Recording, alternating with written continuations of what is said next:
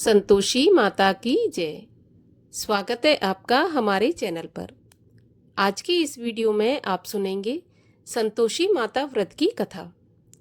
शुक्रवार को किया जाने वाला संतोषी माता का व्रत सभी कामनाओं को पूर्ण करने वाला है। तो सभी प्रकार की व्रत कथाएं सुनने के लिए और हमसे जुड़े रहने के लिए आपको हमारे चैनल को सब्सक्राइब करके बेल आइकन को प्रेस करना है। आज की वीडियो अच्छी लगे तो लाइक करें और शेयर करें। तो चलिए अब हम सुनते हैं संतोषी माता के व्रत की कथा। एक बुढ़िया थी और उसके 7 पुत्र थे। 6 कमाने वाले थे, एक निकम्मा था। बुढ़िया माँ 6 पुत्रों की रसोई बनाती, भोजन कराती और पीछे से जो कुछ बचता तो 7वें को दे देती थी। परंतु वह बड़ा भोला भाला था, मन में कुछ विचार नहीं करता था। एक दिन अपनी बहू से बोला, देखो मेरी माँ का मुझ पर कितना प्यार है। वह बोली, क्यों नहीं, सबका जूठा बचा हुआ तुमको खिलाती है। वह बोला, ऐसा नहीं हो सकता, मैं जब तक अपनी आँखों से नहीं देखूं तब तक नहीं मान सकता। तो बहू बोली, देख लोगे तब तो मानोगे। कुछ दिन बाद बड़ा त्योहार आया। घर में 7 प्रकार के भोजन और चूरमा के लड्डू बने।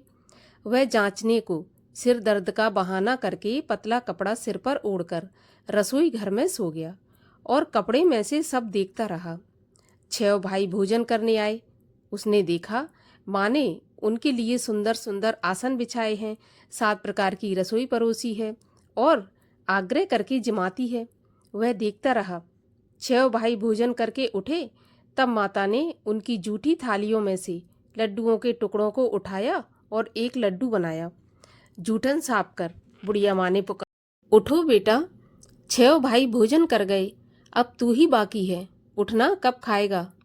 वह कहने लगा, माँ मुझे भोजन नहीं करना, मैं परदेश जा रहा हूँ। माता ने कहा, कल जाता हो तो आज ही चला जा। वह बोला, हाँ हाँ माँ, आज ही जा रहा हूँ। यह कहकर वह घर से निकल गया। चलते समय बहू की याद आई।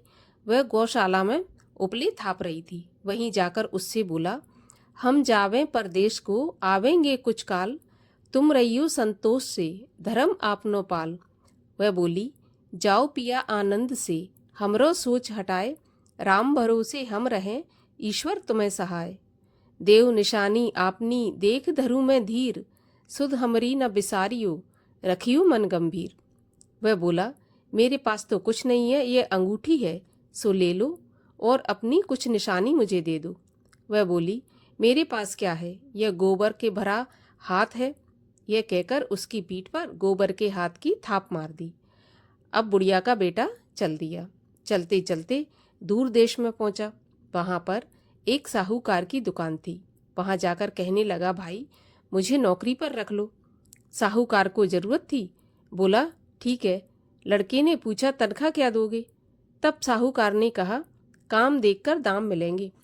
अब लड़के को साहूकार की नौकरी मिल गई। वह सवेरे 7 बजे से रात तक नौकरी बजाने लगा। कुछ दिनों में दुकान का सारा लेन देन, हिसाब किताब, ग्राहकों को माल बेचना, सारा काम करने लगा। साहूकार के 7-8 नौकर थे। वे सब चक्कर में पड़ गए कि यह तो बहुत होशियार बन गया है। सेठ ने भी काम देखा और 3 महीने में ही उसे मुनाफे का साझीदार बना लिया।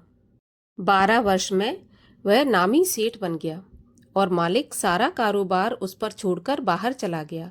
अब बहू पर क्या बीती वो सुनो। सास ससुर उसे दुख देने लगे। सारी गृहस्थी का काम करा के उसे लकड़ी लेने जंगल में भेजते। इस बीच घर की रोटियों के आटे से जो भूसी निकलती, उसकी रोटी बनाकर रख दी जाती और फूटे नारियल के खोपड़े में पानी। इस तरह दिन बीतते रहे। एक दिन वह लकड़ी लेने जा रही थी कि रास्ते में बहुत सी स्त्रियां संतोषी माता का व्रत करती दिखाई दी। वह वहां पर खड़ी होकर कथा सुनकर बोली, बहनों, यह तुम किस देवता का व्रत करती हो और इसके करने से क्या फल मिलता है? इस व्रत के करने की विधि क्या है?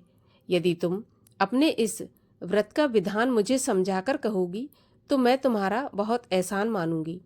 तब उनमें से एक स्त्री बोली, सुनो, ये संतोषी माता का व्रत है। इसके करने से निर्धनता, दरिद्रता का नाश होता है और लक्ष्मी आती है मन की चिंताएं दूर होती हैं। घर में सुख होने से मन को प्रसन्नता और शांति मिलती है। निपुत्री को पुत्र मिलता है। प्रियतम बाहर गया हो तो जल्दी आ जाता है। कुंवारी कन्या को मनपसंद वर मिलता है। राजद्वारे में बहुत दिनों से मुकदमा चलता हो तो खत्म हो जाता है। सब तरह सुख शांति हो, घर में धन जमा हो, पैसा जायदाद का लाभ हो, रोग दूर हो जाए और जो भी मनोकामना हो इस संतोषी माता के व्रत से पूरी हो जाती हैं, इसमें कोई संदेह नहीं है। वह पूछने लगी, यह व्रत कैसे किया जाता है, यह भी बताओ तो बड़ी कृपा होगी।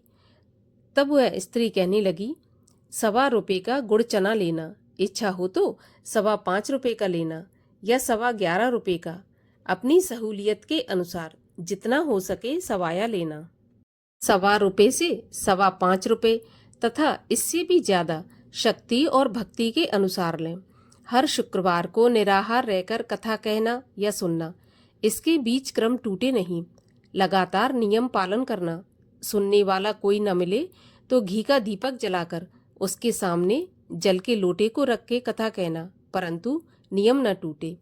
जब तक कार्य सिद्ध न हो नियम पालन करना और कार्य सिद्ध हो जाने पर ही व्रत का उद्यापन करना। 3 मास में माता पूरा फल प्रदान करती है। यदि किसी के खोटे ग्रह हों तो भी माता 1 साल में अवश्य कार्य को सिद्ध करती हैं। कार्य सिद्ध होने पर ही उद्यापन करना चाहिए, बीच में नहीं।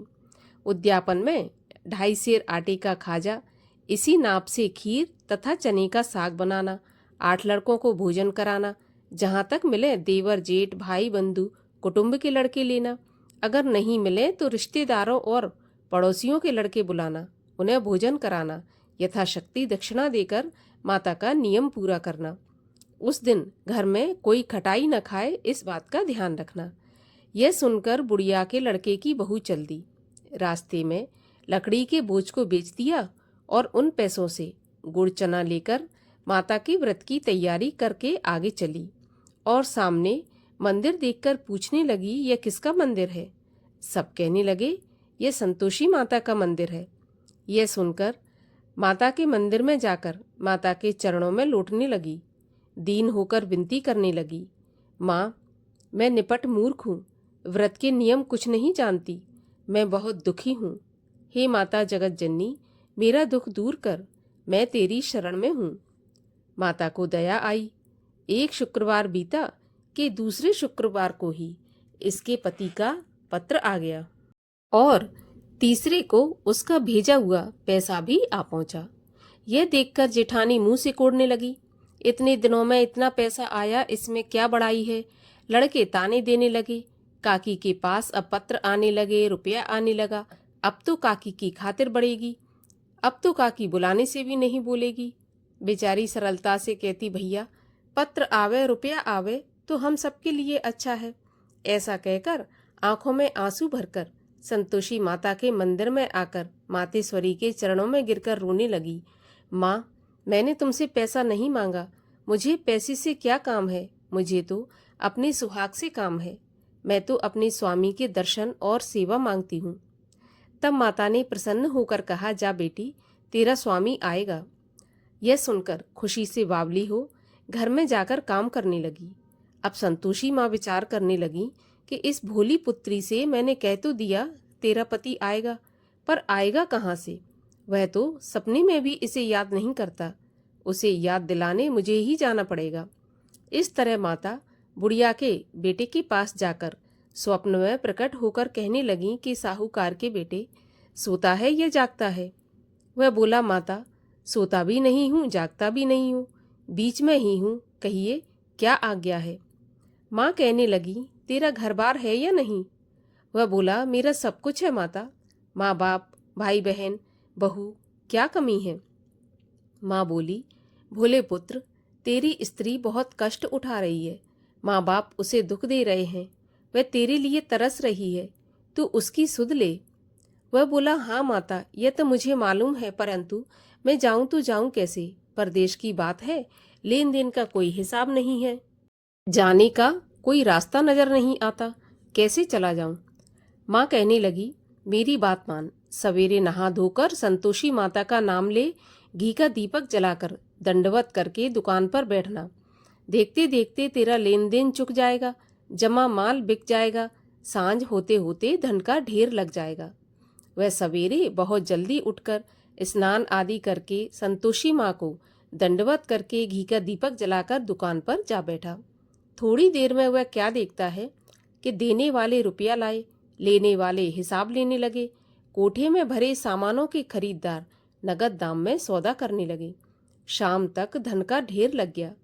माता का चमत्कार देख प्रसन्न हो मन में माता का नाम ले घर ले जाने के वास्ते गहना कपड़ा खरीदने लगा और यहाँ के काम से निपटकर घर को रवाना हुआ।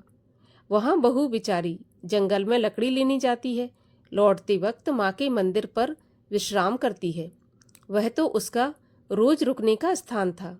दूर से धूल उड़ती देख वह माता से पूछती है, माता ये धूल कैसी उड़ रही है? माँ कहती है, पुत्री तेरा पति आ रहा है। अब तू ऐसा कर, लकड़ियों के 3 बोझ बना ले। एक नदी के किनारे रख, दूसरा मेरे मंदिर पर और तीसरा अपने सिर पर रख। तेरे पति को लकड़ी का गट्ठा देखकर मोह पैदा होगा, वह वहाँ रुकेगा, नाश्ता पानी बना खाकर माँ से मिलने जाएगा। तब तू लकड़ियों का बोझ बनाकर घर जाना और बीच चौक में गट्ठा डालकर 3 आवाजें जोर से लगाना, लो सासू जी लकड़ियों का गट्ठा लो, भूसे की रोटी दो, नारियल के खोपड़े में पानी दो, आज कौन मेहमान आया है। माँ की बात सुनकर बहू बहुत अच्छा माताजी कहकर प्रसन्न हो लकड़ियों के 3 गट्ठे ले आई। एक नदी के तट पर, एक माता के मंदिर पर रखा। इतने में ही एक मुसाफिर आ पहुंचा। सूखी लकड़ी देख उसकी इच्छा हुई कि अब यहीं पर विश्राम करें और भोजन बना खाकर गांव जाए। इस प्रकार भोजन बना विश्राम कर वह गांव को गया।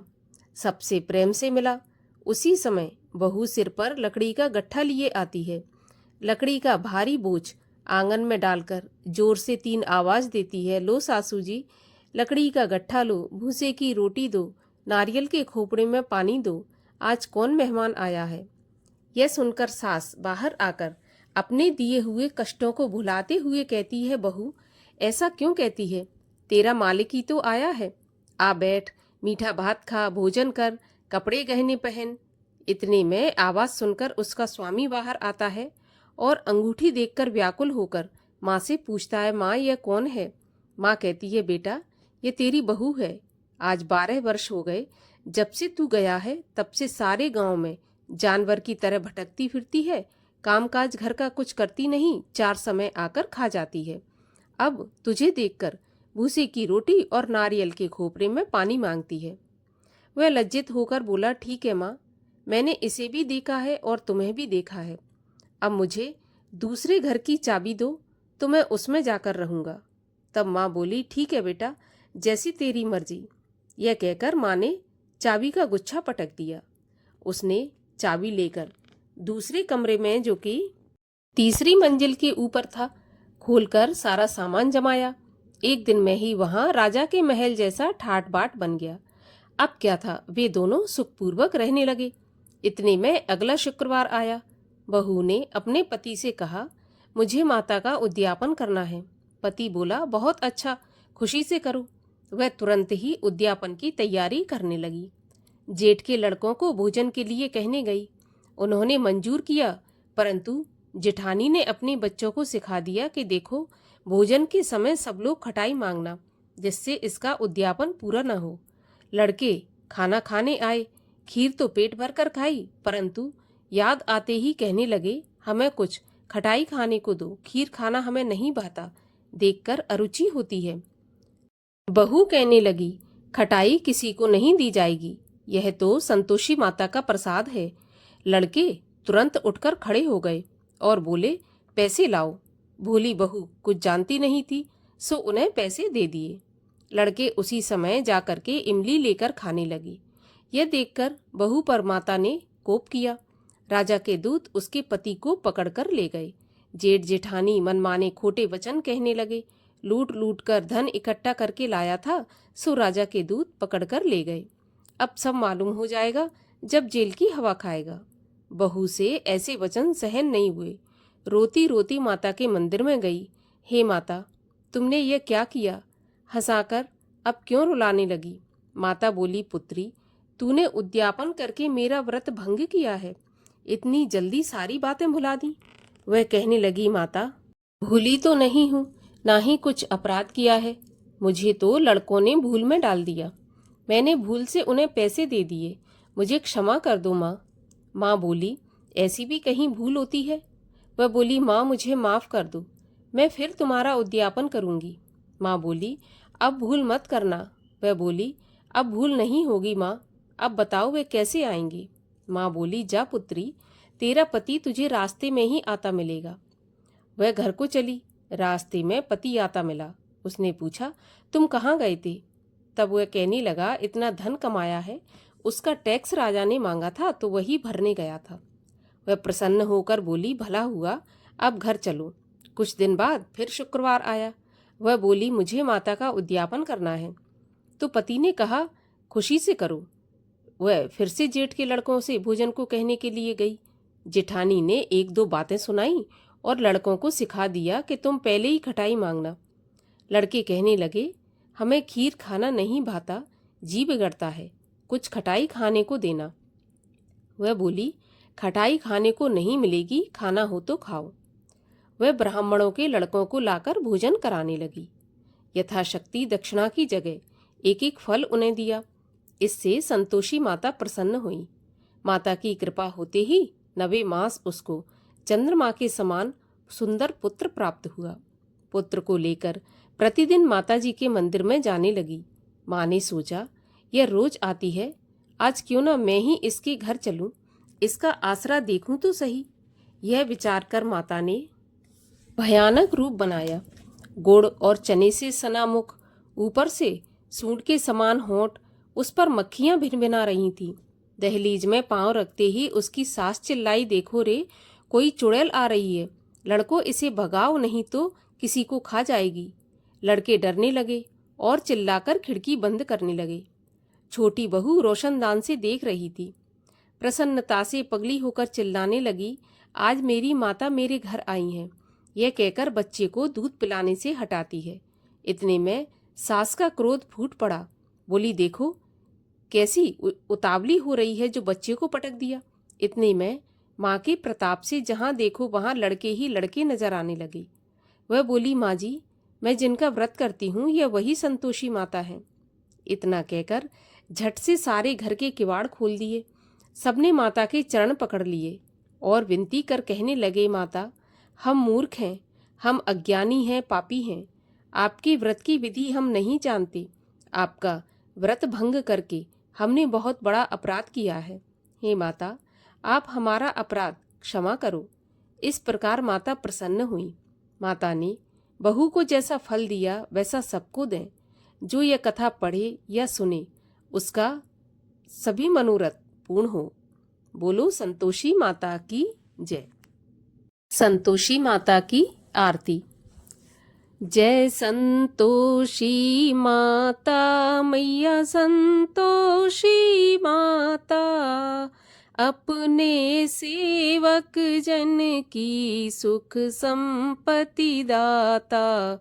जय संतोषी माता, सुंदर चीर सुनहरी, माँ धारण कीनो, हीरा पन्ना दमके, तन श्रृंगार लीनो। जय संतोषी माता, गेरू लाल छटा छवि, बदन कमल सोहे, मंद हसत करुणामयी, त्रिभुवन मन मोहे।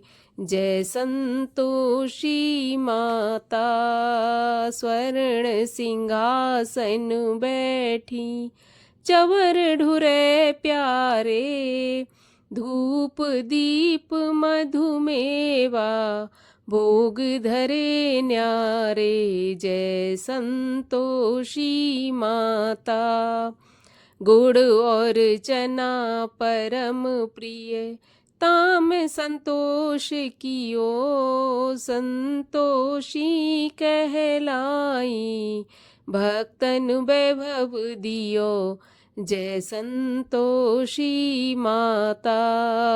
शुक्रवार प्रिय मानते आज दिवस सोही, भक्त मंडली आई कथा सुनत मोही। जय संतोषी माता। मंदिर जगमग ज्योति मंगल ध्वनि छाई। विनय करें हम बालक चरणन सिर नाई। जय संतोषी माता। भक्ति भाव में पूजा अंगीकृत की जय। जो मन बसे हमारे इच्छित वर दी जय। जय संतोषी माता। दुखी दरिद्री रोगी संकट मुक्त किए। बहुधन धान्य भरे घर सुख सौभाग्य दिए। जय संतोषी माता। ध्यान धरो जो नर तेरो मन वांछित फल पायो। पूजा कथा श्रवण कर घर आनंद आयो। जय संतोषी माता। शरण गहे की लज्जा रखियो जगदम्बे। संकट तुम ही निवारो दयामयी अम्बे। जय संतोषी माता। संतोषी माँ की आरती जो कोई जन गावे। रिद्धि सिद्धि सुख संपत्ति जी भर के पावे। जय संतोषी माता। बोलिए संतोषी माता की जय।